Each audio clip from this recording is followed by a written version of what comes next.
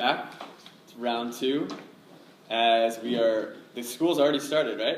Yeah. All your students back in school. So we're getting close to your students actually asking you a lot about these tests. Have some of them already been asking you stuff? No, maybe. They haven't been in the schools yet. Okay. If once you get in the schools, you know it's crunch time, fall, especially for the seniors. So what we're going to do today is review briefly what we talked about last time. Talk about a few new topics, some math. Talk about the essay. And by the end of today, hopefully you'll have a pretty firm grasp on everything we've gone over so far.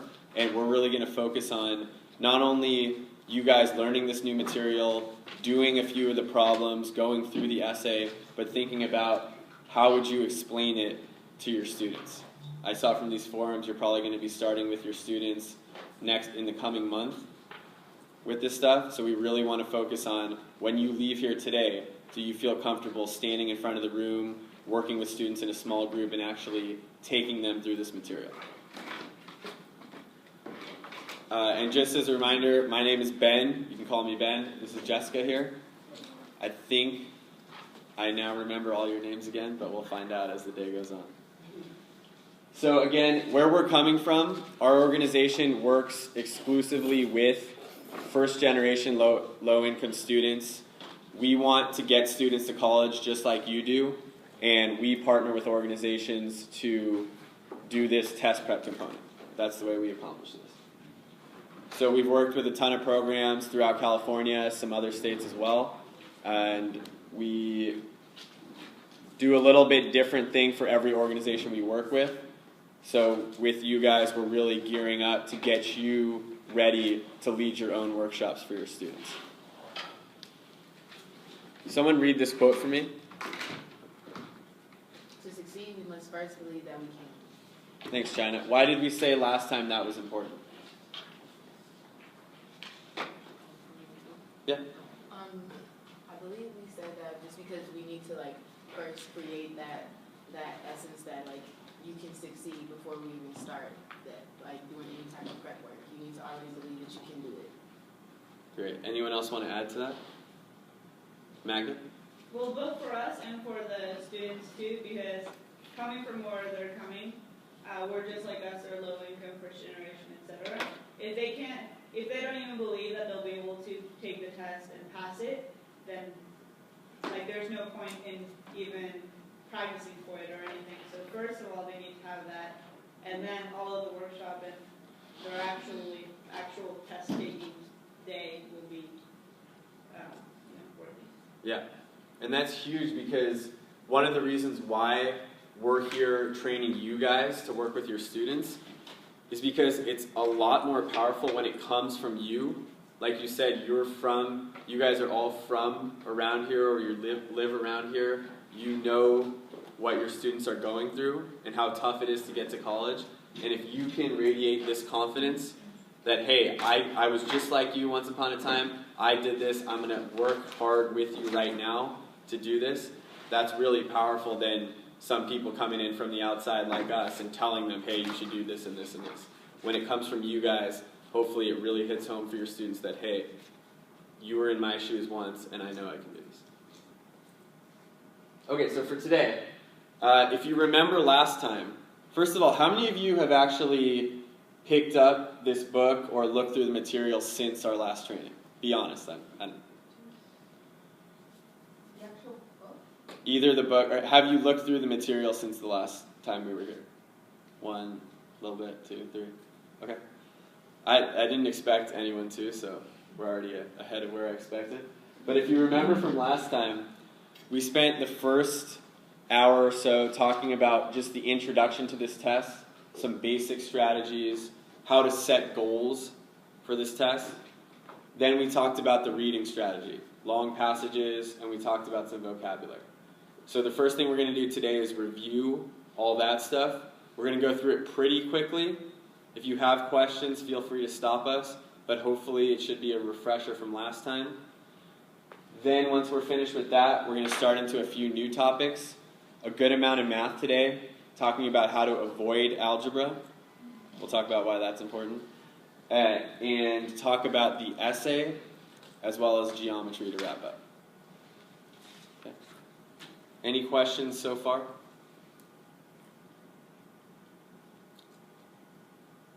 Cool. So do you remember this graph?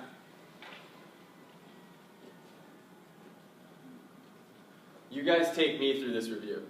I'll just put up the slides. You tell me what we talked about and why it was important. So this graph, Jamel, tell us what did we discuss about this graph and why is it important for us? It notes that with the increase in family income, the test scores will increase in students. So it's important because so one of the things you can point to is that people with higher income might have access to certain materials, certain resources that perhaps people with lower income don't have. That will facilitate better test scores when they actually take the test, or maybe there's other factors that can contribute to this, like maybe a busy lifestyle or other responsibilities contribute to like a low score and then maybe low income household. Why did we show this graph and not a graph of any other variable besides family income? Yeah. Because that's one that affects directly our students, and they will probably be on the more left side of it. And so I think that it's good to show it in the beginning to be like, okay, we have all the chances to do like poorly, I guess you could say. Like the stats say that we should do poorly, but kind of like motivate them. But look, you're here, you have this workshop. We need to prove that wrong and like get it higher. But just to put it into perspective and like show them where everyone thinks that they're gonna do. Yeah, for sure. I mean, I wouldn't even show this graph to the students because it's kind of depressing, But the reason that we showed family income versus score was because any other variable, whether it's IQ or STAR testing score, anything else down here, doesn't show any relationship with SAT score. The SAT doesn't necessarily measure how smart you are. As much as it tries to, intelligence is not the variable that shows this relationship. The biggest relationship is shown by how much money your parents make. So if you tell me your SAT score, the thing that I can best know about you just from your SAT score is this. Not how smart you are, none of that. So for our students going into this test, it's saying, hey, this test is not a measure of how smart I am. If I take a practice test and do poorly, or if I take the real test the first time and do poorly, not what I wanted, that doesn't mean anything about my future, my life, any of that. All it means is this test is set up so that people whose parents make more money do better. That's not their intention, but that's the way it boils down. How about this? What did this mean?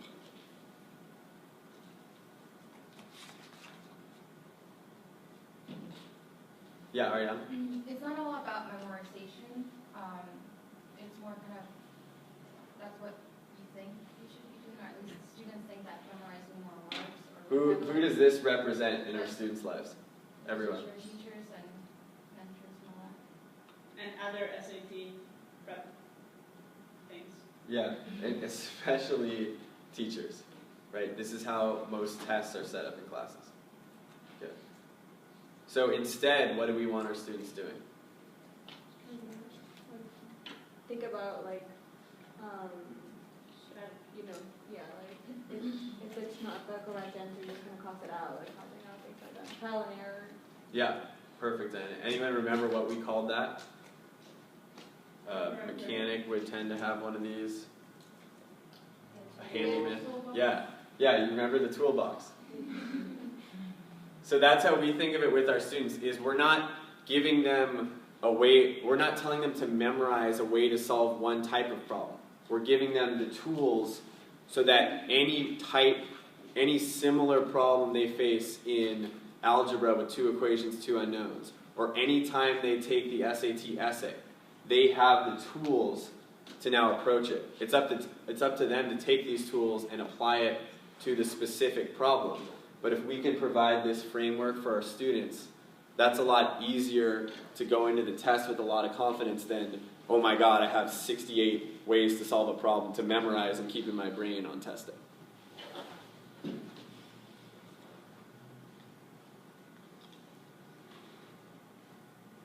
How about this slide? Why are we here? Jamel, go. Because you're waiting to see how long it takes for students to say the word college. Right, so you guys, let's say you guys right now, you're teaching this class, you're in my shoes right now. Your students are in your shoes. You're going to show this slide to them at some point, hopefully very early on in your class. What are you going to say if you're in my shoes to your students? What are you going to ask them? Why are you here in this book? You guys remember that? Does that ring a bell? So now put yourself back in your students' shoes. You ask them, why are you here? Let's say it's this Saturday. They just got back in school. They come to your Saturday morning workshop. What things are you going to expect them to say, honestly? Before that.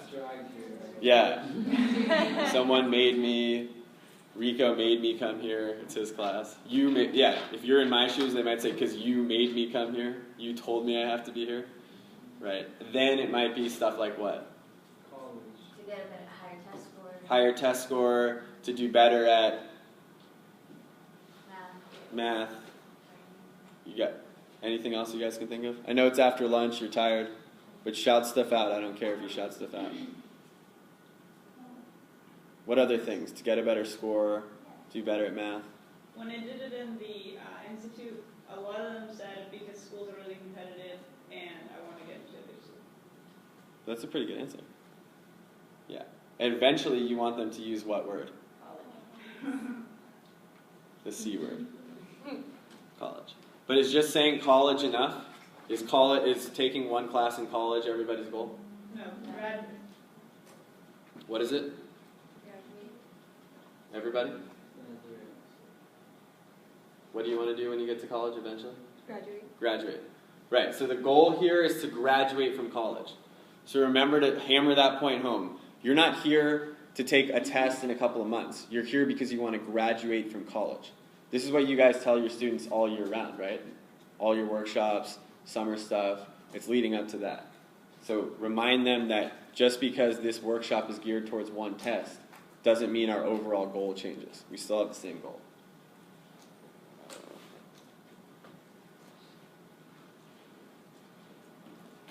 Who remembers the problem with this statement? Yeah, Kayla. It's very ambiguous, such as, well, first of all, want. So it's okay to want something, but it's more like instilling beforehand, like, I will. And also to do well, so like what defines well? Well, it could be like, it's based on like your goal from the last SAT.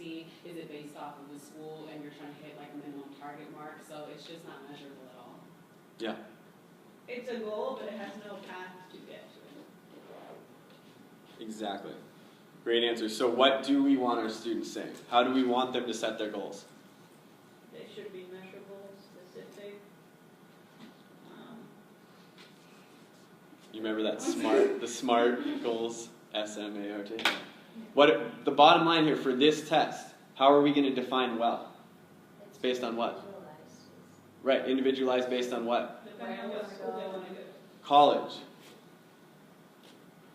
So you guys that have the book, I think you all have the books in front of you, but when you first open it, the first section that doesn't have page numbers, that's questions for you. Answers to frequently asked questions. It should be on page 4. Page 3. And then if you go past that, once the pages are numbered, page 2 has the framework for your students to answer these questions.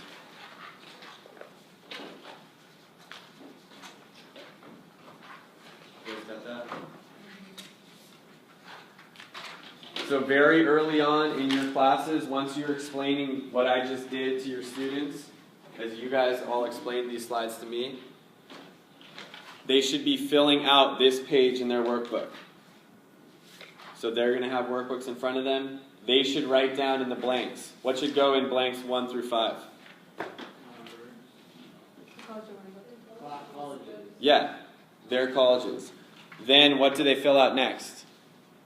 They have to go and research what SAT scores those colleges require. Yep. And then after we do that, after we go, okay, UC Davis, 1900, then how do we figure out how to get there? What do you And mean? how do we figure out what it's going to take to get a 1900, to get to UC Davis? Divide it and see how much you need to get in each section. For raw score? Yep. And then, what was that, Rhonda? Is that what you're talking about, the raw score? Mm-hmm. So we want to find out, what's question 3 say? Oh, I have a huge question about Huge question. that. Yeah. So you guys remember this table? We divide it up, like Rico said, find out what our raw score needs. Yeah. Okay, I spent literally hours trying to figure out this example, and I cannot understand it. This example right here, like, I just cannot get that number. Can you explain how to, because I skipped, when I did this, I skipped this part because I just could not understand how to. So this one's a 48. Yeah, how do you find the raw? Okay, how do you find the raw score? So let's say we want a 600 in math, right? Yes. So if we want a 600 in math, where would 600 fit in this range? Where should I stop?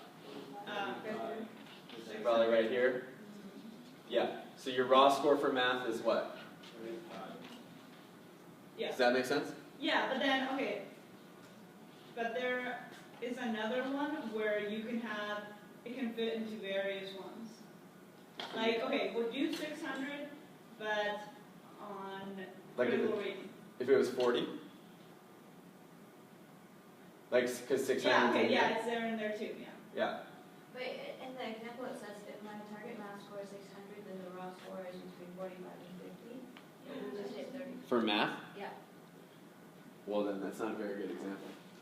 But I mean, because you get the raw score, but that's not the number of questions that you need to. I just told the students, okay, find your raw score and just know they have to get more questions right than the raw Yeah. score. The point of when you get down to number of questions correct, it's not about saying, okay, if I get 43, then I'm definitely getting into college, and if I get 42, then I'm not.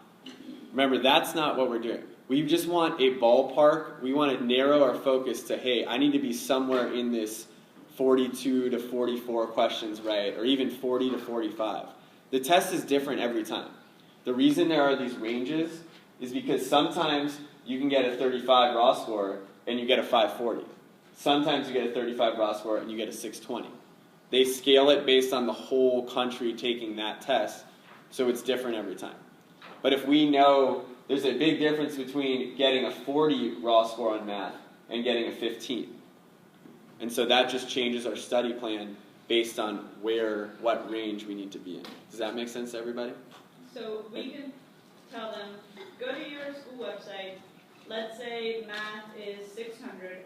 You look at what the raw score should be in this table, and then just know that if it's like 40, you should answer more than 40 questions right. Right. So does everyone understand what Mag is referring to in terms of getting more questions right than the raw score? I see some. Yeah. Good. Now we talked about raw score. How is the raw score actually calculated? Is it just the number of questions you got right? Is that your raw score? No. There's one other little factor in there. You have to minus. You have to minus. You subtract 1/4 times all the ones you got wrong. Everybody remember that? You get a question right on this test, what happens? You get 1 point. If you leave it blank, what happens? Nothing. If you get it wrong, then what happens? You lose 1/4. So now, Magda, if you want a raw score of 40, there's 54 questions in the entire section. Is getting 40 correct enough to get you a 40? No, because unless you leave the other 14 blank, which rarely ever happens, that the only ones you don't get right are the ones you leave blank, you're probably going to get some wrong. So if you want to get a raw score of 40, you probably need about how many questions right to make up for the ones you're going to miss? 45, Throw it- 40. Yeah, 44, 45, 43, something like that. If you get 43 right, or if you get 42 right, and then you miss 8, don't worry about this math here, but if you get 42 right, you miss 8, that would cause you to lose 2 whole points from the 8 that you missed. 42 minus 2 gives you 40. Now, do I know if I'm going to miss 8 and leave 4 blank, or miss 9 and leave 3 blank? No. But the point is, if I say I'm trying to get 42 questions right in math, I have a goal that I can now study from. I think that it's better if we do it like that, because as we go into the math, they get really confused before you start. Like, Yeah, I would agree. So the bottom line here, when you guys are going through this with your students, how many questions do you need to get right? Have them find their score on the table. Like we say, if it's 600, we can say 35. Now, if 35 was the raw score, what would be a sample of number of questions right that they should need to get? 30 was the rest. 35. If 35 was the raw score. 40, 39, 41, something like that. Now I know if I'm studying, I need to shoot for about 40 out of 54, 41 out of 54. That percentage is not going to be life and death, but again, remember, if you're walking around and you see a student who wants to go to Stanford who has a 15 in math listed as their raw score, did they do that right? No.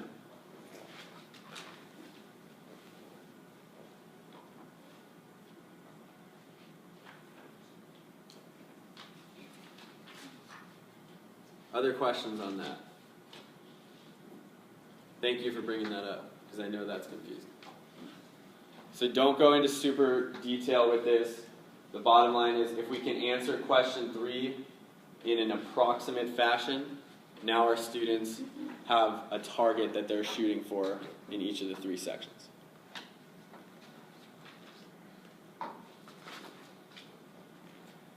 And then just remember this last part. A lot of times when we were figuring out this raw score, the percentage you actually need right is it can be like a C minus or a D in your regular classes. So point that out to them. You don't have to get 90% to pass this test. Sometimes even a 72%, 63%, that's good enough. Just a quick thing about everything that you're getting. You all should have both the digital copy and the hard copy of the teacher's edition workbook. And those page numbers at the bottom and the slide numbers correspond to the student workbook and the PowerPoint slides that you also will have. I think there was a question about the page numbers didn't really match up. So we gave you a smaller workbook for the Summer Institute. For the next set of courses, we're gonna use our regular student workbook. This one? What about the PowerPoint? That one didn't match up. That one didn't match up?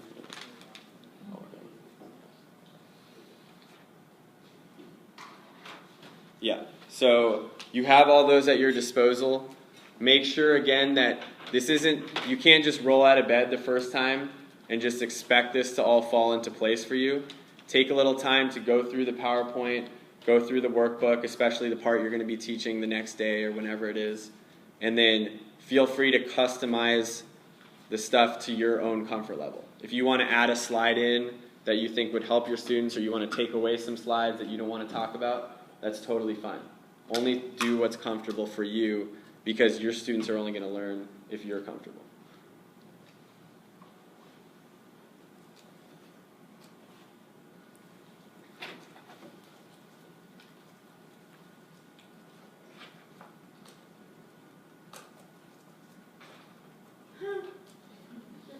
You guys remember this one? No, I wouldn't do this one. You didn't? No, I wouldn't remember. So this is talking about the test booklet.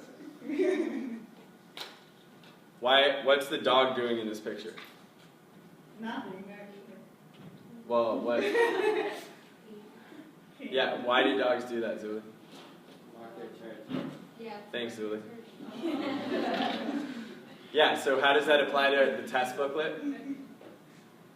Make your test booklet your territory. Exactly. Do not pee on the test booklet. I think they'll throw you out of the test for that. But definitely tell your students that they can write whatever they want in the booklet. The only thing that's graded is the answer sheet. But it doesn't mean you have to show all your work here. What kind of stuff should you be writing in your test booklet? Highlighting, underlining. Stuff that's important to who? You.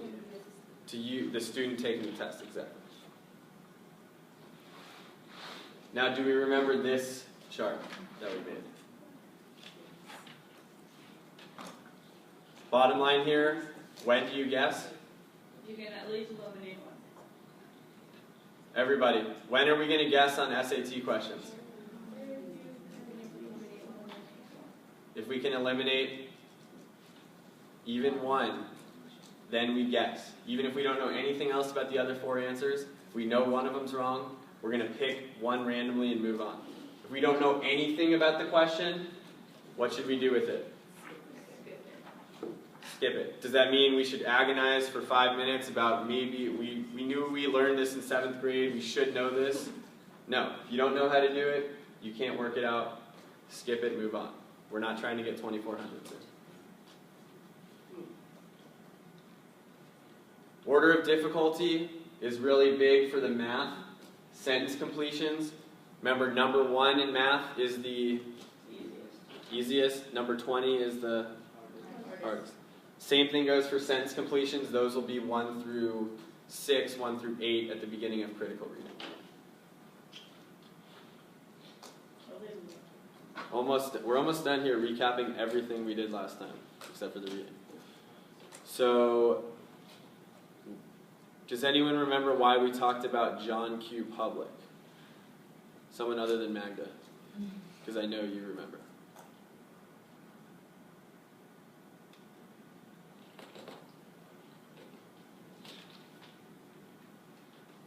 This guy, he's the average high school student. Why is he important to the people writing this test? And we just talked about order of difficulty. Yeah. Because I would say that they're trying to sum the average grades. On what type of questions, Jamel?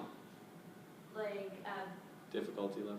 like the higher the question, the less likely that John Q will know the answer to. Exactly. And what about the easy questions? Should John Q. Public get those ones right? Mm-hmm. Yeah. So remember, when they write this test, this is like the student they have in mind. When they say a question is easy, that means the average student should get it right. If it's medium, sometimes, and if it's hard, he should not get it right. Yeah. Just a side note regarding John Q. I said to them a lot, don't be a John Q, and they liked it. But like for all errors, for the different strategies and things not to do, not just the order of difficulty, and they liked like every time to be like, oh, that's a John Q. That's something that John Q would do. Nice. Yeah. Yeah. So don't be a John Q. Okay. Now this is the second time you're seeing this question. Hopefully there's a little bit less of a fear factor here. We know what we're doing now. So these are the traps that you might fall Right, into. what's our first reaction? Someone tell me your first reaction when you just look at this question and read it. 8. Was it? Ew, yeah, exactly. So if that's our reaction, should we be looking for how to do it the right way, or for what we can eliminate? So you guys, if you remember this question, where are the traps here? What can we eliminate right off the bat? 6. 6, 8, and 10. Why? Remember, tell me as if you're explaining to a student why you would eliminate 6, 8, and 10. Because it's on there. In the question, and so why would they do that? It's like you're trying to do math, and if it's like it involves 6, 10, and already, then how am I going to arrive back to that number when there's other things involved? I mean, I see a 10 and a 2 is an automatic reason to maybe get an 8. Yeah, right on, except you forgot one key part. We can eliminate those in this question because why? What type of math question is this? There's Yeah. Remember, John Q is going to get this right or wrong? Wrong. So if a question that John Q has the numbers already here, and it's difficult, is that going to be the answer, just copying the same numbers? No. So we eliminate A, D, and E. We're left between what? B and C. And what's the correct answer? C. I don't care if you get it right or wrong, you have to answer it though, remember. We eliminated 3. Shout something out confidently. C. Correct answer is C, but as long as you guessed, that's fine. As long as you guessed on this one, that's fine. Did I tell you guys the little anecdote about boys doing better than girls on the SAT? Yeah, No one else remembers? I do. Why do boys do better than girls on the SAT? So not afraid to guess. Well, in a way, that's actually right. Because boys will do what? More often. Guess. Boys will guess more aggressively. And on this test, remember we talked about if you can even eliminate 1, guessing is in your best interest. So when you come down to just 2 answer choices, girls too, don't be afraid to just go, I think it's B. It doesn't matter if you're right or wrong, as long as you have 2 left, pick 1. Okay. So to summarize, I'm just going to change the slide to don't be a John Q.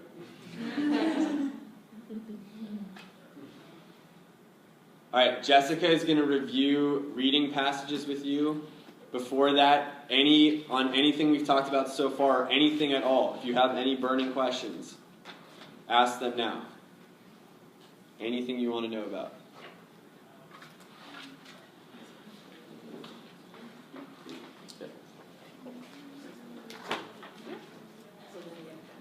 So I'm just basically going to do the same thing that Ben just did, kind of take you through some of the remaining slides and kind of ask you what it is that you remember. Is there anything before we even get to the slides that kind of jumps out as that stuck in your head from the reading portion last time?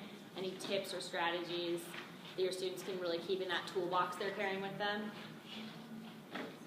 Or that maybe set the reading section apart from maybe other sections of the test? Okay, so, Sorry, go ahead. We'll go here. Oh, come on, we haven't heard from you. I want to hear. I'm not sure if this is from another one, but I remember the covering up. Yeah, the cover and predict. Yeah, because that is different. Whereas in the math section, a lot of times you can work with the answers and plug them back in. Whereas in the reading section, yeah, the John Q. public, he's getting tricked by the answers. Oh, that looks good, and it throws your way of thinking about how you're reading it. So that's a really good one. And there are, yeah. No, go, please. Okay, so the other question I had was about the roots, the Okay. strategy. So is it best to just look at the Latin roots, or are there other, like, are there going to be Greek roots that they should know, or like other, like, cultural language words that they should? I mean, again, it just goes back to kind of the basis of language. So what's going to be kind of what's going to come up the most often.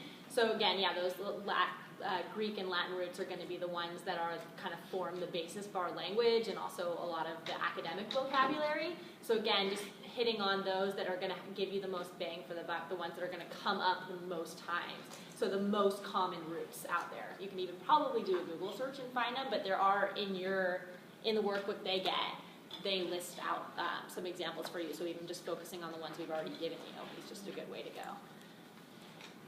Did you have something you wanted to add?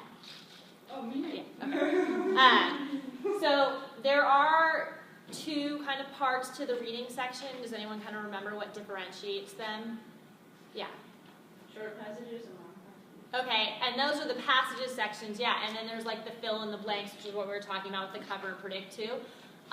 One of the strategies that Ben just talked about, or one of the ways of thinking about the test and knowing how the test is organized really helps us with the short passage and the long passage. Does anyone remember? I kind of told you it's a way of thinking about how to know which type of questions you can use the strategies on versus that sets the short passages maybe apart from some of the longer, or the fill in the blank questions apart from the longer passages.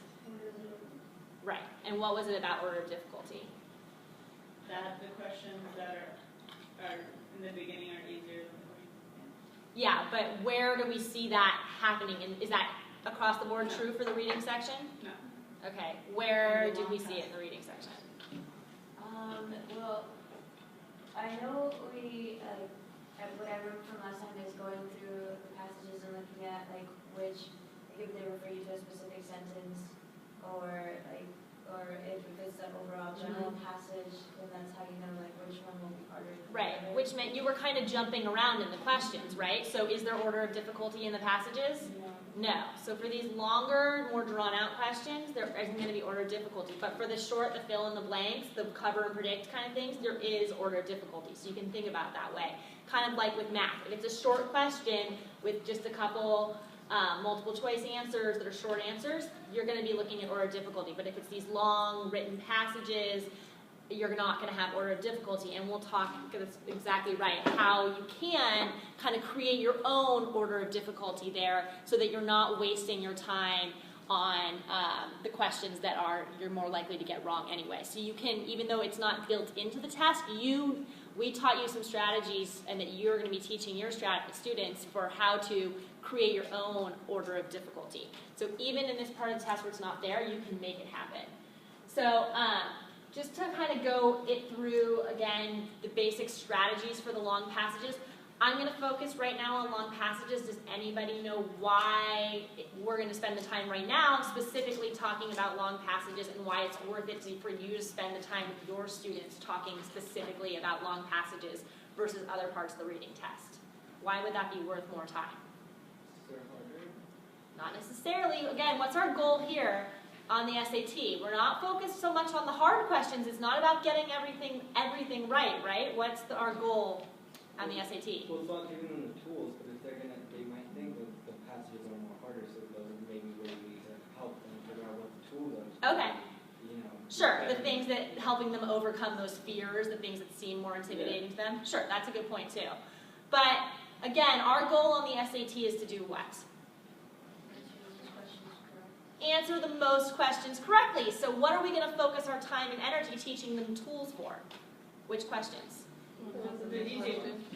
The ones that are easy, or the ones that there's the most of. Exactly right. So the long passages versus the shorter passages, it's about like 40 to 8 in the number of questions. So the reason I'm focusing again and talking to you specifically with student strategy is there's going to be more questions on the SAT on the long passage. So if you're really going to hit something home, one, just giving them general confidence you can do this for every section of the test, even if it's intimidating. Sure, focusing on the parts that they're more nervous about, but also focusing on the parts of the test where there's going to be more questions and they have a better chance of using just a few strategies most effectively. So it's interesting because I'm going to be talking to you later on today about the essay portion of the test too, and so I actually think I find that a lot of what I use to help me think about and conceptualize how a passage is organized and how that helps me answer these questions. It's going to help you when the students are going to be writing their essays too. So it kind of works backwards. How I read a passage also helps me when I'm going to be writing my own. The one thing is it important on the reading part to read the blurb? Okay, so this is a little bit different because in the essay I'm going to tell you there's going to be usually a quote in the beginning of it, and I'm going to actually tell you that's a waste of your time. It's more for inspiration, so to ignore it. But in the reading section, it is important to read the blurb. Why? What does the blurb give us? Yeah. It can give you hints as to where the following passage was written. Like there, you know that it's a newspaper, around what time, what it's going to be about. Yeah, to use like one vocabulary word, it's basically a what? A little summary. So again, we're wanting to spend the least amount of time on the actual passage because we really want to spend our time on what? The questions. So we're looking for the strategies exactly here that we can use so that we're not spending our time really reading and understanding the passage again. The strategies you're learning here are what would make their English teachers kind of cringe. You know, it's like the opposite of what they've been trying to teach them their whole time. It's, again, we're teaching them how to do the best on this test, not to how to be a good reader. in general. So again, it's about not, the opposite here is you're not trying to retain any of the information. You're just trying to answer the question right and then kind of leave it behind so that you can really focus on the next question and not carry any extra information in your head that's going to weigh you down. So after you read a blurb, kind of thinking back on the strategies we're thinking about, again, the focus here being on answering the questions and not being on reading the passage, what might be the next step? Just a guess. It's okay if you're don't remember exactly. After you've read the blurb, what might you want to do next? Read the question. Read the thesis. Okay. Right. So again, we're thinking about how is a essay organized, and one of the big things is just like the blurb is a little summary. We know when writing essays, a thesis is also a summary, and it's usually a one sentence, and we usually find it where? Or we should find it where? Yeah, in the first paragraph. So again, reading the thesis, that's going to be what the entire essay is or passage is about. It's going to keep coming back to that one idea. And we can trust that this is a well-organized essay or passage because it's on the SAT they're using as an example. So you can try to trust that that basic format is going to be there every time. And what would you do, going back to that picture of the dog, what would you want to have your students do once they found their thesis? Highlight it, underline it, mark it up, right? Again, really, so that, again, that's a time saver. They're not going back later and saying, what was it? It's right there if they want to go back and reference it when they're, 6 questions deep into it. It's right there. I can flip back really quickly and see it. So again, marking it up, that's an important thing. So not just finding it, but marking it. Okay, we've read the blurb, we've read the thesis. So far we've read maybe, maximum 2 paragraphs of this long passage, focusing again on just the big ideas. What would maybe be our next step then? We've read that. What are we going to do? Again, remembering our focus here is to do what in this section? Answer the questions. Exactly right. So read the questions is your next step.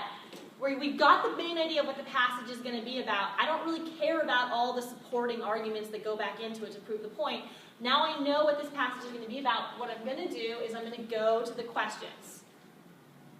And again, are they in order of difficulty? No. They aren't on their own, but you can figure out what we talked about last time, and I'm not going to go too much into detail how to do that. But again, I think someone kind of mentioned it before, and maybe someone else kind of wants to reiterate. What are we looking for? What are the easier questions going to be about? Maybe someone over here. Yeah. Can you just define? Something that you can just point to, bam, it's right there. Yeah, it's referring to one sentence, one word, and again, I would highly recommend telling your students too, don't just read the one sentence, read the one before and after too, so you have how that sentence is in the context of the paragraph, but you're not, again, reading it within the context of the entire passage. Just focusing on the shorter answers. What are the more difficult questions that you maybe want to skip and come back to at the end if you have time? The ones that John Q. Public is more likely to get wrong anyway. What was tone? Yeah. Ones that have to do with perspective, opinion, words like, those buzzwords, tone. I don't remember some of the other ones. What would the name of this, or Yeah, so anyway, anything that has to do with, it's more opinion-based, and has to do with kind of an overall effect of the piece rather than this specific line, this specific sentence. So again, you're going to be jumping around, but the idea here is to focus on the questions that you're going to get right. Every question on the test is worth how much? 1 point. 1 point. So again, no one cares that you answer the harder ones. Maybe your English teacher in your English class, great, save your brain power and energy for that. But on the SAT, if you can get that one question right, focus on which ones it is you're going to be able to answer correctly. And then, now I've read the question, what do I need to do? go back and see? Yeah, I'm going to go look for it in the passage because, again, I didn't read the rest of the passage. I really just read the blurb and the first paragraph at this point. Now I'm going to go back and look for that line, that word, whatever it is that they're referencing. I'm going to read that section, keeping in mind that I know what the thesis of this essay already is, I know the main idea, I have a general idea of what it's about. Now I'm going to try and answer this question with that in mind. But again, I still haven't necessarily read the entire passage at this point, and I may not end up doing that at all. Okay? So then what would step 5 be? Oh, like after you answered all the questions? Well, so say if I'm on step 5 for answering this question. So I've read the question, now I've gone back to the passage, and what am I going to do? I think someone already referenced it over here. Before I check it, what do I want to do? Find the answer. How do I Say it in find your it? own words.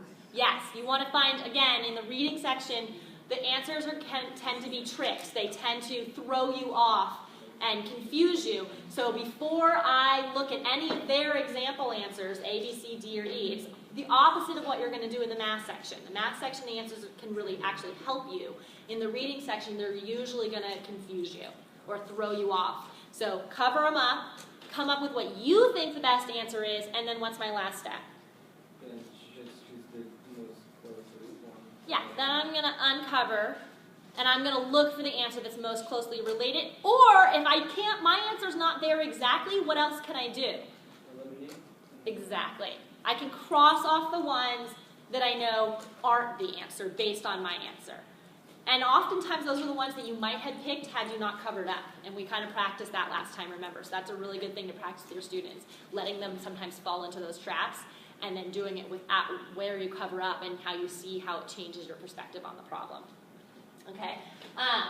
But just again, we just talked about this. These are kind of some of the ways we can do our own order of difficulty on these problems. Remember, if a question is just referencing a specific word or a sentence, they're usually going to be easier to answer with less effort and energy. If they're referencing a paragraph or the whole passage, they're going to take more time. It may not be worth it because they're all worth 1 point. Again, and then also just kind of general questions about what the passage says, more literal, right, wrong, versus words like imply, suggest, infer that are more perspective-based. These are going to be the more difficult. So what you want to spend your time on is the questions down there.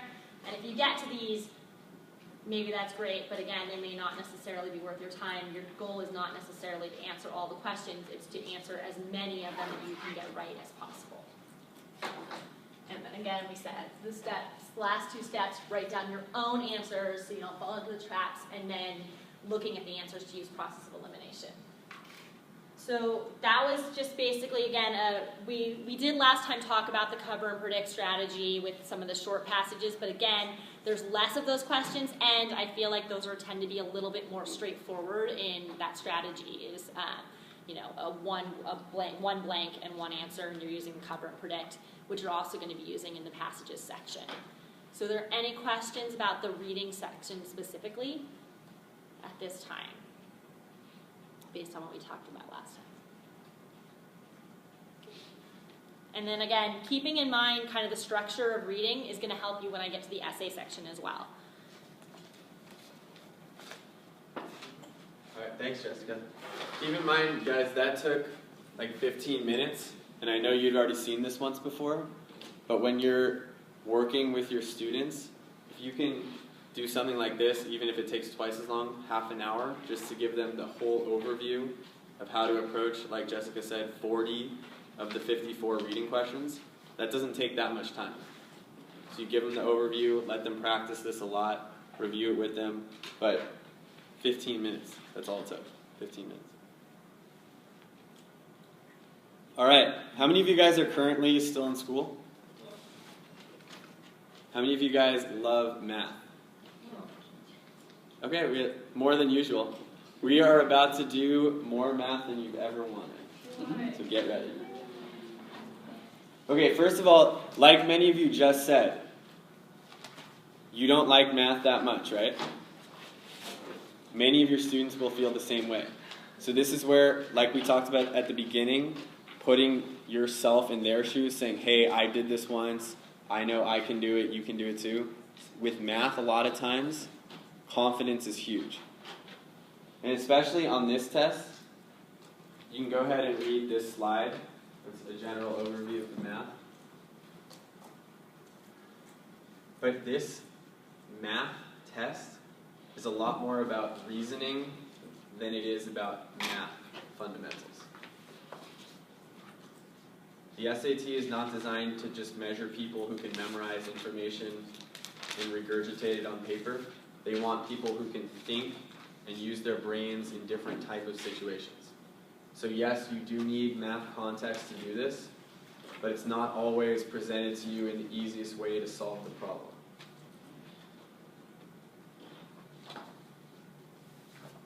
So before we start, just with the people next to you or around you, talk about, especially those of you who said ew to math or you don't like math, talk about how even if you're not a math expert, even if you don't like math, how can you force yourself, how can you stomach this math enough so that you can help your students with this?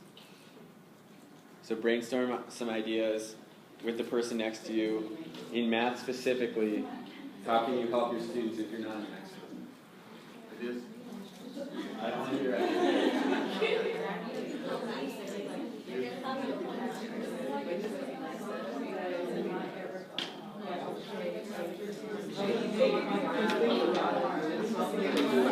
Strategy, like giving them the strategies to talk, like they can get confidence in doing that.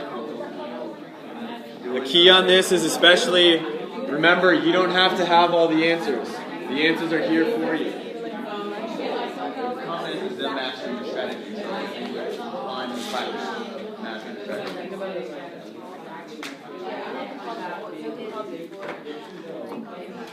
It might be simple math,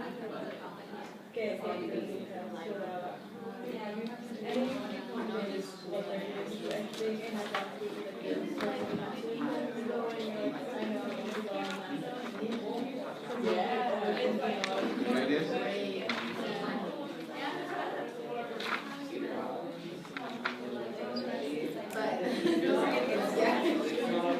Oh, yeah, I sent them to Alex. Sure he didn't give the wrong information.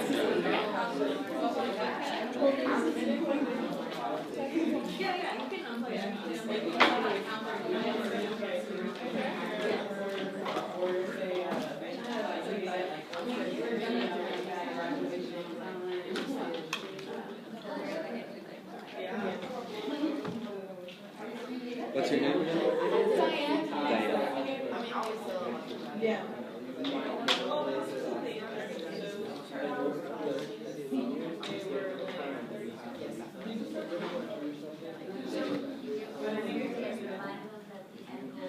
Okay, as you're finishing up, turn your workbooks to page 265. 265. 265. Or you can follow along on your computer PDF as well if you'd like. But it's page 265.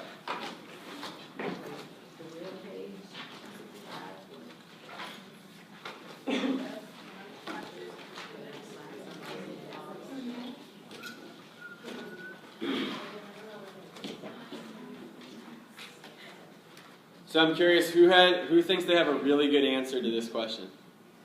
Or who talked to someone who had a really good answer to this question? Joanna, you want to share your first answer? I just said we can't teach them that, just forget math. Just forget it exists. That'll be helpful. Just take the 200 and try to make up the points in the other tests.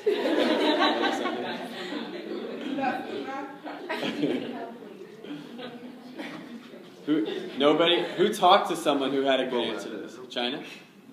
You're being called out. No, Jamel put it in better words for me.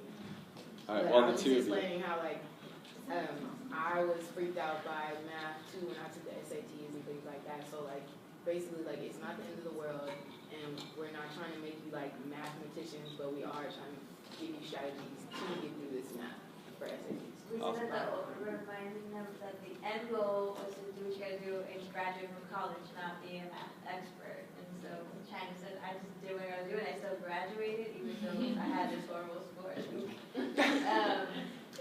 You know? I'm still here. Yeah,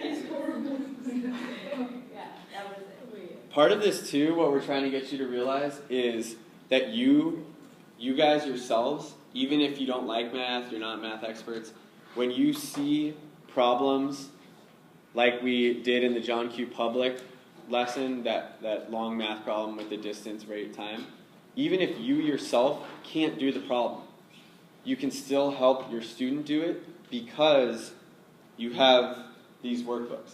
They have every problem in here, the answer is in there. Every practice test you're going to get, real SAT practice test, you will have the answers with it. So even if you can't do the problem on your own, if you know the answer, you can help guide your students and pick out the ones in the class. The best way students learn is from their peers when they explain it. So rely on those students in your class who you know do well at math. Have them show other students how to do it, and you will have the answers at your disposal, knowing did the student get it right or not. Yeah? This is not math, but you just mentioned something that I think really worked for me. At the end of every lesson, I left like 5 minutes, and they came up to the board and wrote down what they, like I picked like 6 people or something, and they wrote what they most remember, like a strategy or, you know, cover and predict or something, and then they would have to explain it to the class, and I think that really helped, because they really have to, you know. Great. So keep that in mind too, because we're going to do some problems here, and I'm going to ask you guys to come up to the board and explain it as if you're explaining it to your students. Don't worry, everyone who I've trained to do this has survived. So you'll be okay. Okay, quick refresher on the overview of the math section. Anyone remember off the top of their head how many total questions there are? 54. Very good. 54 math questions divided into 3 sections. The one section that's a little bit different has what we call written type questions. Those are the ones where you actually have to bubble in the numbers. That section has 18 questions total. There's another one with 20 questions, 25 minutes, 16 questions, 20 minutes. Remember we talked about that there's an experimental section on every SAT. There's 10 total sections, but 9 of them count. So one could be, you could have a 4th math section. Again, your students should not be trying to guess which one is experimental. That's a bad idea. Just treat every section like they count.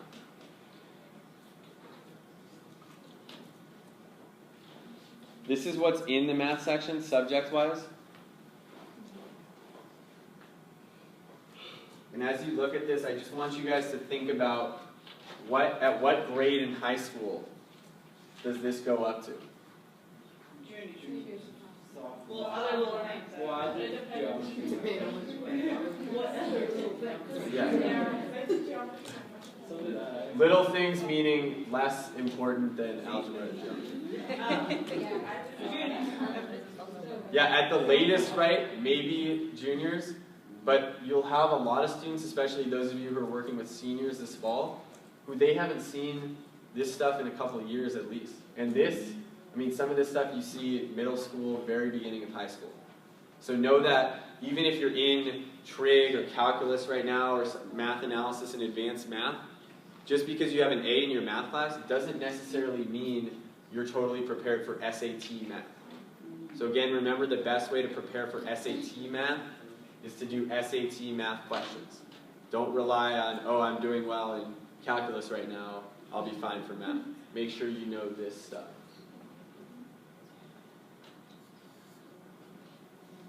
Okay, again, 44 of these questions are multiple choice, 10 are what we call grid-ins. Remember that, like I said at the beginning, this is a lot about reasoning as much as it is math.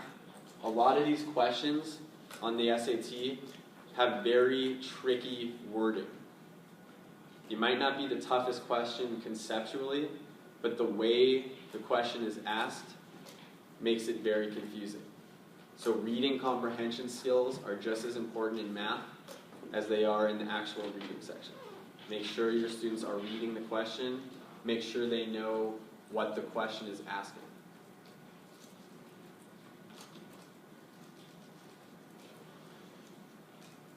Another little breakdown of what's covered. Today we're going to talk, right now we're going to talk about avoiding algebra. You can see algebra is a huge chunk of this test. and we'll talk about why that's going to be important. Formula-wise, you do get a formula sheet on math. The first page of every math section has this on it. So your students do not need to be worried about memorizing any of these. It'll always be there. They should know how to use these formulas. Yeah, Joanna? When I was doing my math portion, I remember I was freaking out, like, just looking at it, because I had that idea in my head that I hated math, that I disliked math, that I didn't want anything to do with it. So, like, how could I tell my students, like, don't psych yourself out? Because that's what, like, if I wanted to, like, look at it a little bit more, you know, but like, oh, I got this, instead of doing that, I was just like, I can't do this, I can't do this. So how could I help? Well, what do you guys think? Using your same Say story. the same story? Right. So I remember I freaked myself out and I was just like, oh my god, I'm just wasting time right now. But what do you think is one thing that could give your students confidence that you might not have had? What's one thing you can do with them that we're doing today?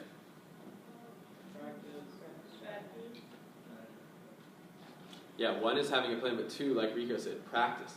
Did you do a lot of practice math problems going in? Yeah, so maybe if you had, and knowing, hey, on math, whatever your percentage is for your whole college, let's say you needed a 65%. Would you have been as freaked out knowing that, hey, if I can get a 65% on this math section, that's all I need? That helps you a lot. And if you started doing some problems on your own and getting them right, then I think when you go into the test, you think, hey, I know I can do this. I've done this practice math section before, and I've gotten what I've needed to get. Yeah? And also, I think it says it on the book, but tell them that it's just like any other section of the test, but it just has numbers instead of letters. And if you think about it that way, like, I wish I knew that. But Yeah. it's just with numbers. Yeah, Donna? You can also like tell them when you're done the job too, when you have a toolbox. Yeah. So, Right, so let's start off building some confidence. So take a look at this problem. Very similar to one we've seen before. And again, these questions can walk you through the problem. But what I want you to do is do this together at the tables where you just talk to the person about how to help people on SAT math. Do this with your partner or partners. And then I'm going to pick someone to come up and explain this to the group. Walk us through. It can be a group of 2 or 3 of you can come up, but you're going to come up and explain how to walk students through this problem.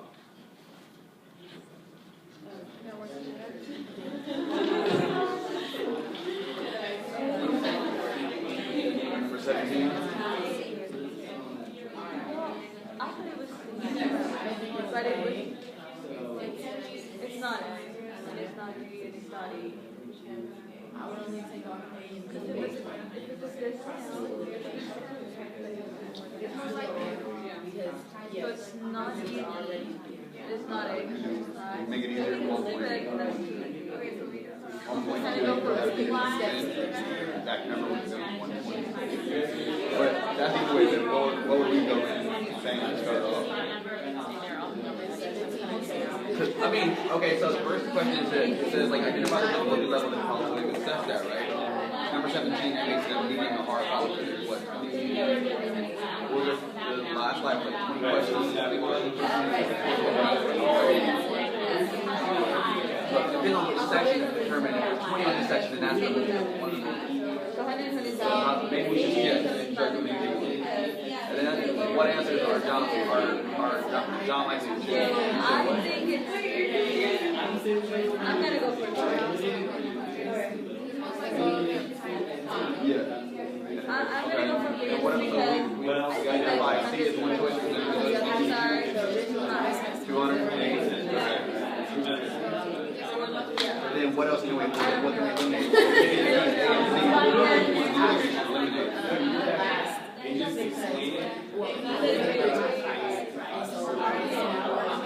I think I would eliminate, me personally, I don't know if this is right, but in my head, I'm going to eliminate that's not even number. Why?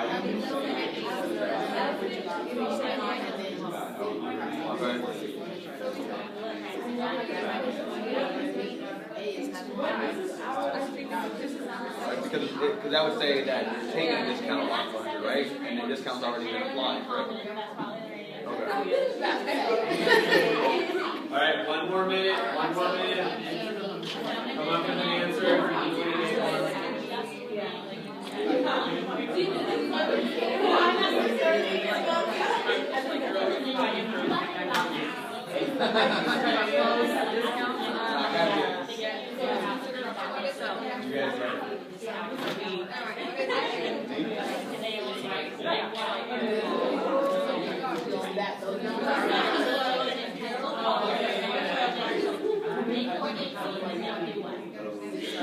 And then just more. I guess that's something. Oh yeah, because when I'm measuring anything up to 617, usually I haven't paid it. Like when it's, like I have an account with it. Liz and all that. So you're gonna submit that. But ideally, then authorize or flash those.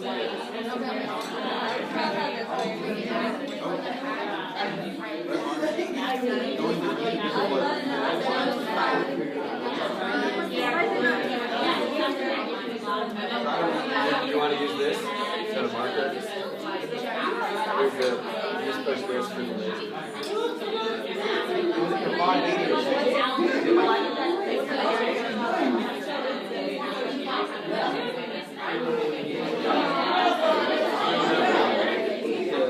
Alright, quiet please. Give Liz an alternate.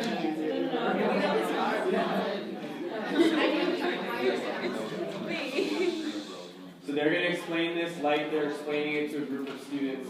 We know we've talked about this stuff a lot. They're going to explain it very clearly so that a group of students who hadn't seen this before could understand. But we assume that the students already know the like the math. Like test 17 is high. It's hard. It's a hard question. Okay. So to solve this problem, first you kind of have to look at what type of question it is because it is a math problem. So it goes from easiest to hardest. The highest is 20. So 17 is pretty hard. So pretty hard, right? You try to find the questions that are way too easy. But before that, you could also look at the math. Explain the math. So we said that you could eliminate the last two questions because obviously if they're having a discount, it can't, like the answer can't be lower than the price that they're giving discount. So D and E are gone. And then we said that A was too high. So that one was Because gone 20% too. of, no, because, see, I don't do math. Well, like 20% is like $25 off 100. And so 200, that's too high. And so, and then C we took out because you could add like 120, and that's kind of like the John Q trap. So that leaves B. And that's right there. So basically, the question is hard, so the obvious answer is gone, 120. And then 80 and 75 are too low to have a discount. And then 200 is too high to get the discount. The answer is 125. Excellent job. You just like You want to hold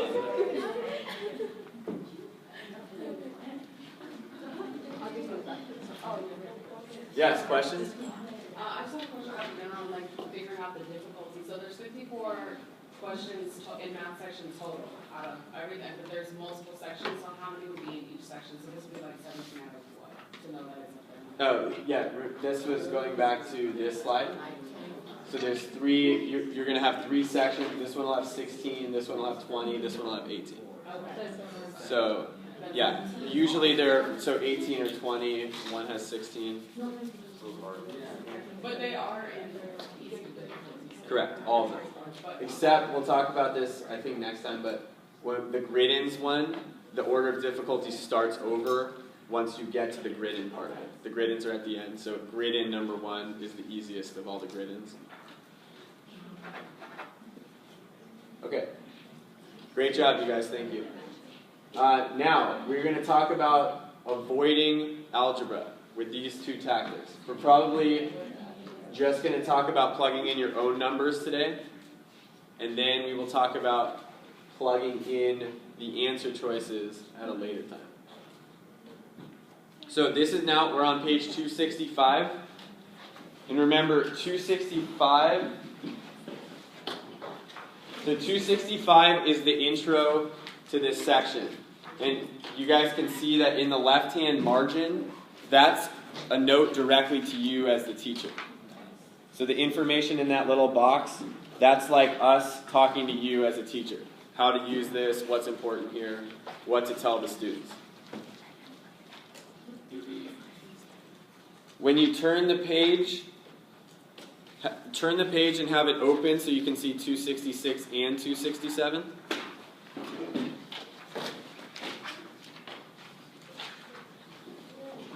So it should look like this. 266 is what your students will have in their workbook. So when you look down at the bottom, the students should be at page 132 in their workbook. You should be on slide 44 of your math PowerPoint to be lined up. And then the next page, 267, is just in your workbook. That's your teacher page. Obviously, you can see the steps have been filled in. There's another note to you in the margin of how to approach this with your students.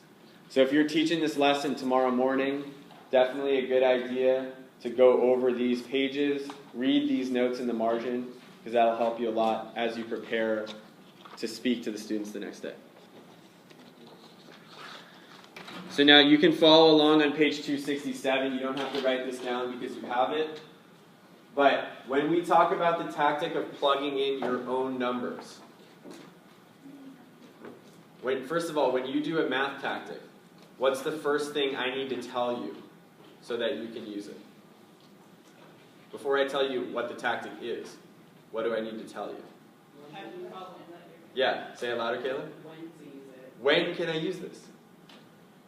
So when we're plugging in our own numbers, we use this on problems where there are variables in the question and in the answer choices. So it'll be a problem that looks like this. Wish I knew this. It's such a good tactic. And I didn't know. So if you see H, Q in the question, you see H's and Q's in all the answer choices, now that light bulb should go on. Hey, you can use plugging in your own numbers. So following along these steps, first step to plugging in your own numbers, again, this isn't rocket science, is to plug in your own numbers for each variable. Step 2 is to then solve the actual question using your numbers. Okay. So to give a real life example of that, let's take this math problem. If a store sells a shirt for H dollars, how much would that shirt cost if it was marked down by Q%? Just hearing me read that, how does that problem sound? Confusing. Very confusing, right? Joanne, how does it sound to you? Yeah. So now, step 1 said to do what? I see variables there and there. What do I need to plug in for here? 10 and 100. Okay. What variables do I need to plug in for? H and Q. H and Q. 2 variables here. You might have 3 variables in some problems. You might be able to get away doing this with just 1. So just be cognizant of what you need to plug in for. So step 1, I've got H and Q I'm plugging in for. Now, what should I plug in for H and Q? Your own numbers. What should I pick? 120. In general, what kind of number should I pick? Easy numbers. Right. Small numbers. Remember, you get to pick these numbers, pick good numbers to work with. So I heard 100 for the first one. Why are you guys saying to pick 100? Because 100, if you're going to do a percentage, if you, whatever the percentage you do, you just move it over to whatever decimal. And it's easy to work with. Exactly. Does everyone get that? That Rico saw we're taking a percentage of this shirt price. The easiest number to take any percentage of is 100. 62% of 100? 62. 38% of 100 is 38. It's really easy. So that's 100. What about for Q? 10, 20, any easy number to work with. So we got 110 here. Now step 2 said to do what? Solve numbers. So what I'd recommend you doing, especially when you start this with students, is have them rewrite this. See how I replaced H with 100 and Q with 10? From now on, for the rest of this problem, I don't care about H's and Q's. I care about, anytime I see an H, that's 100. Anytime I see a Q, that's 10. Can someone read what this problem now says? The store sells a shirt for $100. How much would that shirt cost if it was marked down by 10%? Now, how does that problem sound, just here, compared to the first one?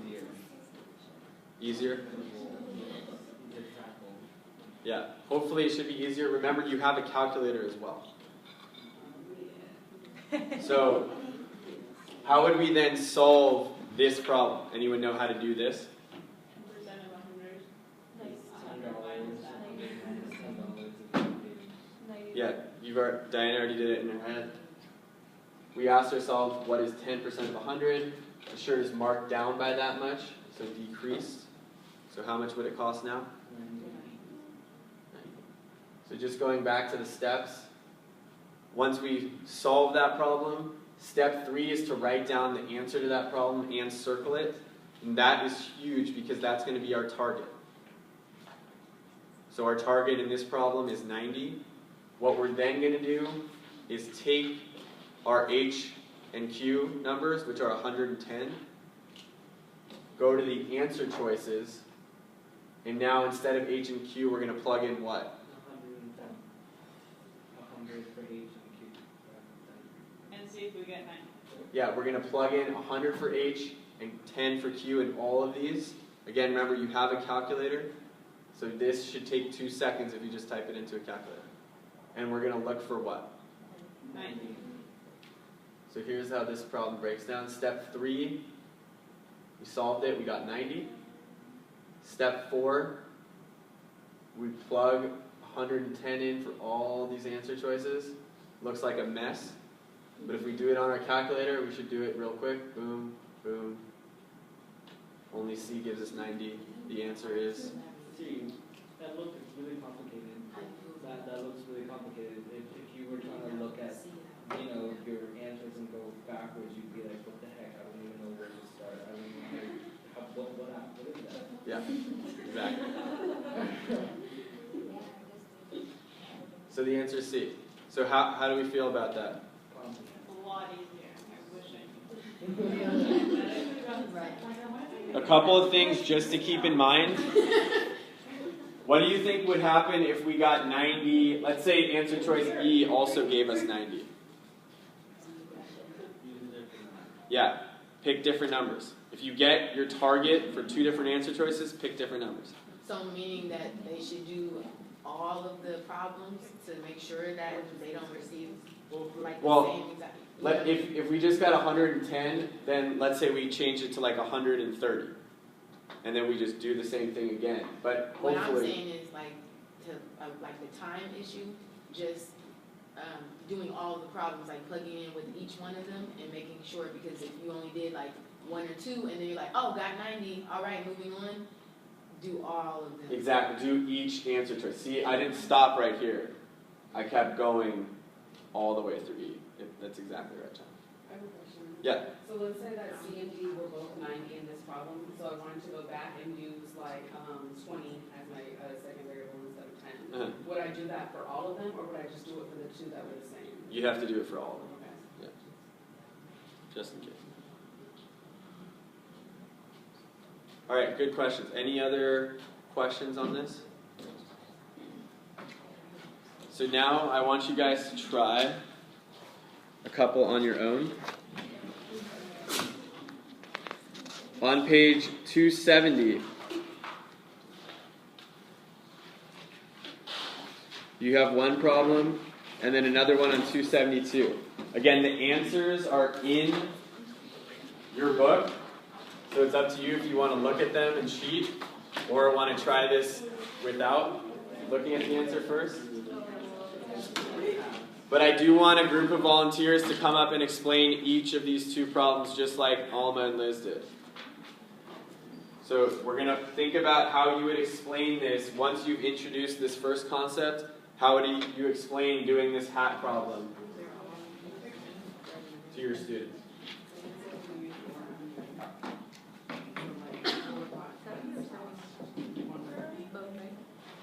So the problems that you're doing are up here. Two problems. I was gonna say like 2 and 10. If 2 hats come from the dollar, they have to be multiplied by 100. That should be. I was gonna say 5. I mean, 2 hats times 10 means that you're gonna get 1 hats. Perfect. Okay, perfect. Plugging your, Yeah, so you so I have W equals 2. And then I have 3. First thing just make sure to think about, I know we're doing plugging in our own numbers, 2 hats but are remember $10 why $100 we're able to use this tactic. You should be able to explain to your students, hey, if you see a problem that looks like this, then you can use this.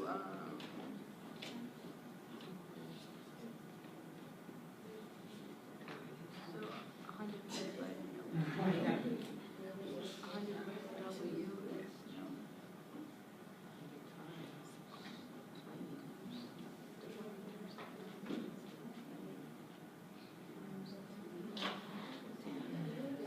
W is divided by 50. I mean, divided by 10. I have no calculator, I'm sorry.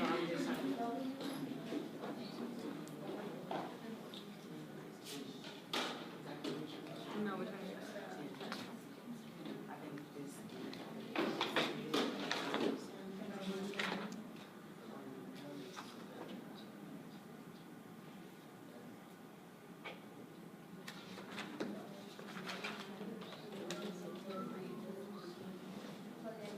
I don't see it.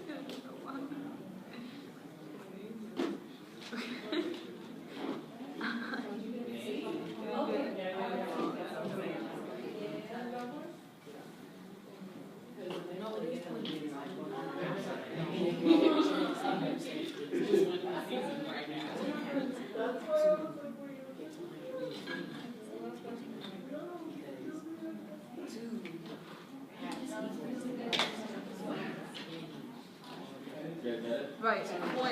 So it is 20. Yeah, so that last. So 3. What about 100? No. I think 100. No, but see, that can actually works in cubes. 2. You should do 100 divided by 10. That's 20. Actually makes sense. So this one's 20 too. Okay, I think it's all like So that means how much would I? Another one. So let's do 5 and 10. So 5 and 10, 5 In like halves. some of your That's students, 50. you guys do this way too. You like to draw pictures and see things visually. So like sometimes I'll have people do this problem and actually draw out the hats. Like here's my 4 hats. Here's $100 bill. Yeah, Figure that out. because I'm using 5 hats for $10. And you see why it's 100. If you get this But that's the same $100, thing. it becomes really easy to find whatever you pick for your number of hats. Yeah, I guess we can switch into a different one. So 5 and then Yeah. Some cases it might be 5 hats for $100 hats cost $100. $15. Like think about it logically. Why would you have to So 8 is 15. So 5 hats. Remember, you have the answers and explanations in there. And even if you did the ones without looking at the teacher's guide page, I'd really recommend going back and look at the teacher's solution, look at the note next to it, because I think you'll see that a lot of the things I heard you guys realizing during the problems, like, oh yeah, that makes it easier, that's written for you in the teacher's guide page. So we're going to move on ahead to talking about the essay right now. Jessica's going to run you through the essay. so you're prepared to do that with your students coming up. So just going back to that, everything that we're talking to you about, everything that I know about the SAT, because it's been a while, comes from in here too. So when I'm teaching this class, I'm taking this information out of it for you, so you guys can be doing the same thing. And the SAT, or the section, it starts on page, I guess it's like 93, it's not technically marked, and this is a page that's only in your teacher's edition, but it's that page that Ben talked about too, that's the kind of frequently asked questions and kind of an overview. So that's a good page to kind of mark for yourself to go back and read. It's kind of a good kind of overview of all the information you want to get to at some point with your students, yeah. I think it's 93. It's not actually marked 93, but the other pages around it are marked. It says up at the top, the SAT, essay, and it says in parentheses, teacher's edition only, meaning that page there with all that information is not going to show up in your students' books if they have one. But it is good for you to have. But kind of some of the big bullet points on that page, just that one thing that you won't see kind of up in the next sections is how long do SAT graders spend on a student's essay? How long do they read each essay? 2 minutes. Yeah, basically 2 minutes, 150 seconds. So that's not a long time. And we'll talk more about how they read it and everything in this section. And then down below that, what did I say to do with the quote? Ignore it, okay? And again, that's different than the long passages. In the long passage, the blurb or the quote or whatever is actually going to help you understand it. Here, it's there to be kind of inspiration. And if you end up using it, they're going to look at that as kind of unoriginal, like you didn't have your own ideas. So it's just a waste of their time. They only have limited time to write. So basically, the thing here that I really want to kind of harp on is, again, just like other parts of the SAT, their classroom teachers would cringe if they heard, some of the strategies we're teaching them. And in fact, the biggest irony about this section, which I also think you can kind of play into this playful spirit of like tricking the SAT test and kind of making it almost a competition with the test for kids that are inclined that way, is that in this section, what we're actually teaching them to do, the strategies that we use, not only would their English teachers cringe, but literally, if they wrote an essay like this when they got into the college that they wanted to go to, they would be in huge trouble for it. I mean, some of these strategies I'm going to teach you, it's like, they're supposed to do what? I mean, literally, it's like plagiarism or, not even plagiarism. It's kind of the opposite of plagiarism. It's making stuff up completely. That's literally what they're going to be doing. Because again, the goal here isn't actually to write a really great essay, because when I say an essay in that sense, I'm thinking about their what? What they're trying to get across. Yeah, their ideas, exactly. And that's a lot of times what your English teacher is going to have you write. Really here, what the SAT is looking for is that you know how to do what? Right, the format of it. And the content itself isn't that important except for how it plays into the format of it itself.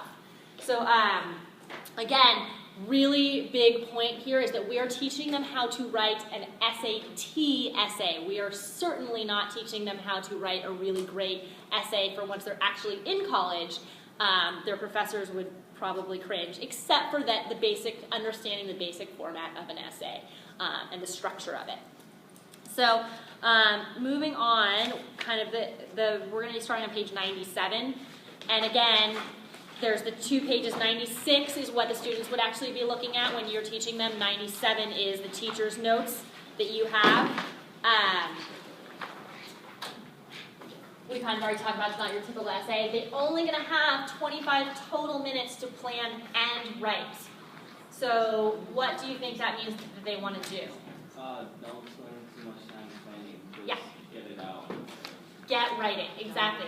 And they want to have a little bit of a plan when they start into it so that there's that structure again.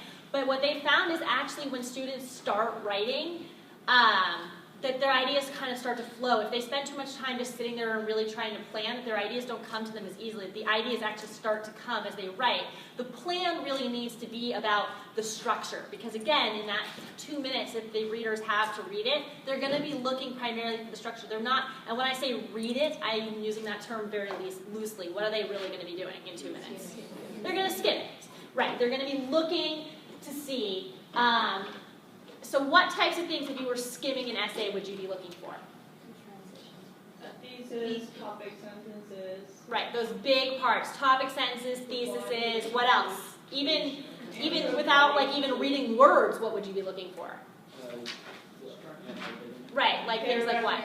Paragraphs. And about how many paragraphs is it going to be if it's going to be an essay? 5. Roughly 5, but even actually probably 3 is probably a little low. 4. Why? What are the 4? Introduction, body paragraphs, and conclusion. Yeah. Why 2 body paragraphs instead of just 1, which would be the 3? Why are we saying 4 instead of 3? Yeah. You should have two different ideas. Exactly. So you have your thesis, your body paragraph, your introductory paragraph that sets it all up, your conclusion that's going to like bring it all back together, and 2 body paragraphs because it'll look better again if you have 2 slightly different arguments or 2 perspectives. That's a little bit of a stronger essay.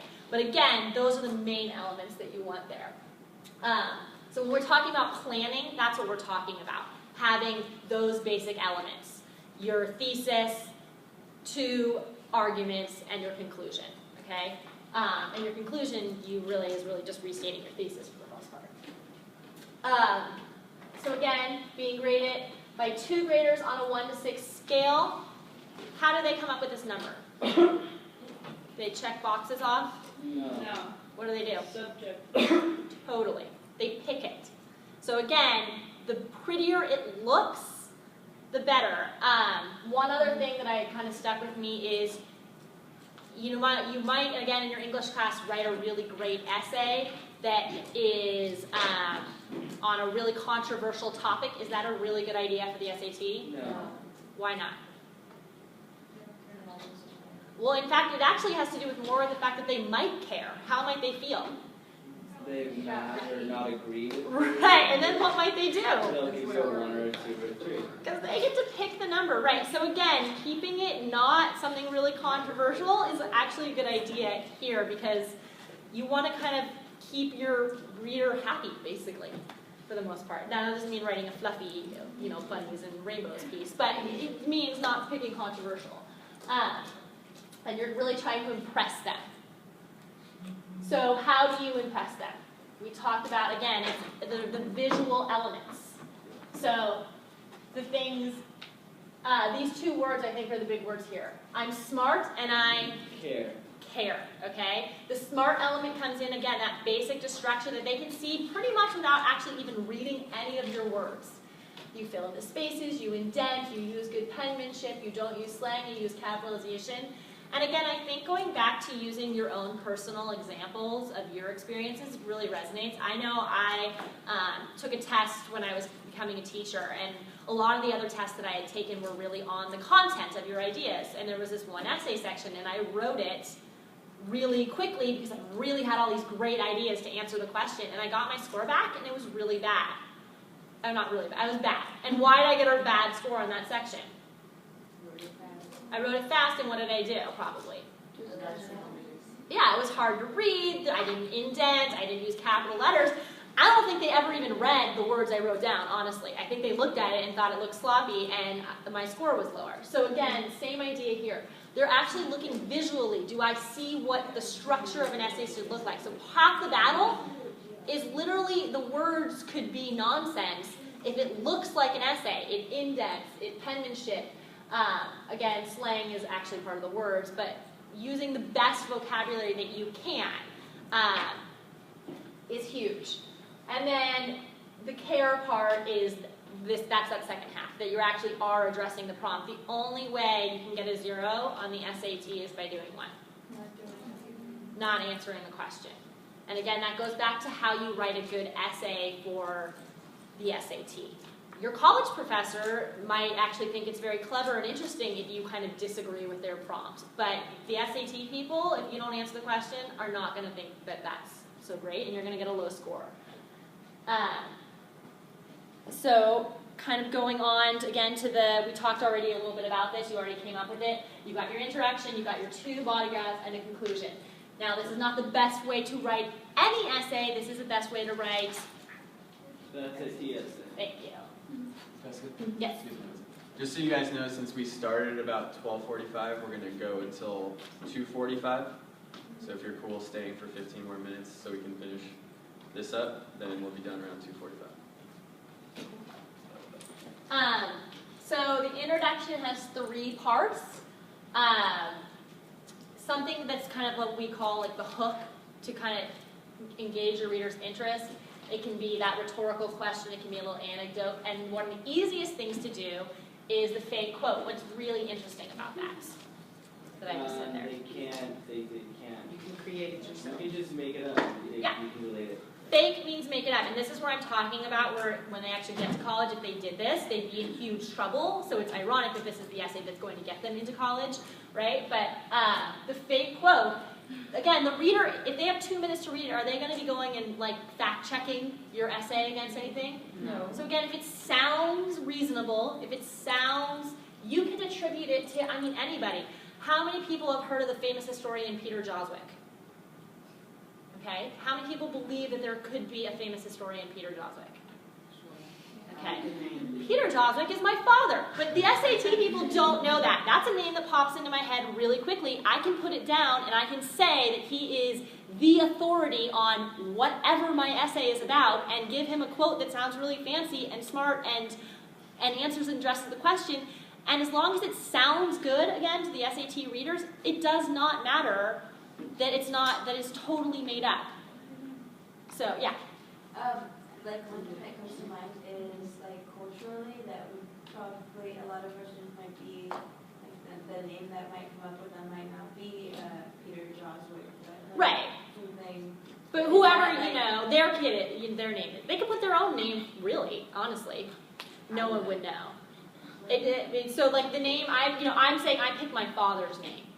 No, yeah, but I guess like if I'm saying like if the first thing that comes to my mind is Jose Garcia, like is that going to be like does that sound like a famous Sure, like, absolutely. Well, the one thing to remember is like, if you can use a name that's associated with the topic you're working on, Right. like this one, creativity. Can anyone think of some people that everybody Who are would know who are well-known for famous being with their creative. Picasso.